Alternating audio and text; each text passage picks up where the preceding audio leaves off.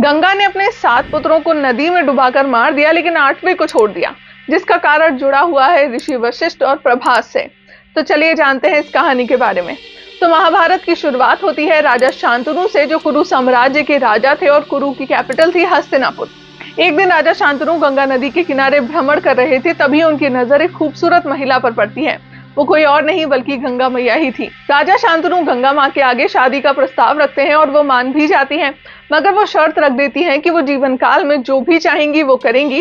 राजा शांतनु उनसे कभी भी कोई सवाल नहीं करेंगे। जिस भी वक्त उन्होंने कोई सवाल पूछ लिया, वो उसी वक्त उन्हें छोड़कर चली जाएंगी। राजा शांतनु गंगा की खूबसूरती से मंत्रमुग्ध थे। उन्होंने तुरंत बोल दिया कि मुझे सब मंजूर है, आप बस मुझसे शादी कर लो। और उनकी शादी हो जाती है, लेकिन हस्तिनापुर के राजा की खुशी ज्यादा देर तक रहती नहीं है। उन्होंने देखा कि उनकी पत्नी उनके बच्चों को ले जाती है और नदी में डुबाकर मार देती है। इससे पहले कि शांतनु गंगा से कुछ पूछते, उन्हें अपना वचन याद आ जाता है और वो चुप रह जाते हैं। शांतनु को क्या पता था कि उनका दिल एक बार नहीं 7 बार टूटेगा। ऐसे ही एक एक कर उन्होंने अपने 7 बच्चों को मरते हुए देखा, मगर गंगा मैया ऐसा कर क्यों नहीं थी? इसके लिए कहानी में हमें 1000 साल पीछे जाना होगा और ऋषि वशिष्ठ का मेल समझना पड़ेगा। तो देवलोक में ऋषि वशिष्ठ इस ब्रह्मांड में सप्त ऋषि मतलब कि 7 सबसे उच्च ऋषियों में से एक थे, और देवलोक में उनके पास कामधेनु थी। कामधेनु जिसके पास भी होती थी, उसकी सारी डिजायर्स पूरी हो जाया करती थी। काम मतलब है कामना और धेनु का मतलब है गाय। मगर ये गाय ऋषि वशिष्ठ के पास आई कैसे, ये जानने के लिए हमें फिर हजारों साल पीछे जाना होगा रामायण काल में। रामायण में एक ऋषि थे, ऋषि कश्यप, उनकी पास ही ये गाय थी। कामधेनु का जन्म समुद्र मंथन से हुआ था और ऋषि कश्यप ने ये ऋषि वशिष्ठ को दी थी। देवलोक पर जहां पर ऋषि वशिष्ठ कामधेनु के साथ खुशी खुशी रहते थे, वहीं कुछ दूरी पर एक महिला भी रहा करती थी। वो रोजाना देखती थी कि सब लोग इस गाय की पूजा करते हैं। तो एक दिन वो पूछ लेती है कि आप सब इसकी पूजा क्यों करते हो? तब लोग उसे बताते हैं कि ये कोई ऐसी वैसी जीव नहीं है, बल्कि कामधेनु माता है, जो सबकी इच्छाएं पूरी कर देती है। अब वो महिला घर वापस आती है और अपने पति से कहने लगती है कि उसे भी कामधेनु चाहिए।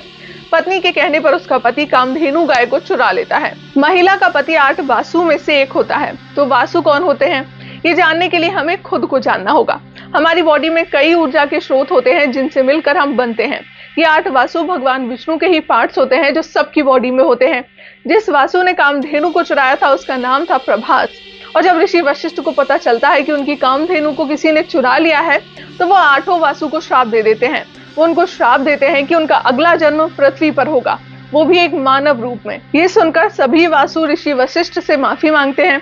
ऋषि उन पर दया करके कहते हैं कि जन्म तो लेना होगा, पर ये ज्यादा तड़पेंगे नहीं। जो 7 वासु हैं जिन्होंने कोई पाप नहीं किया, उनका धरती पर टाइम कम होगा, वो जल्दी फ्री हो जाएंगे।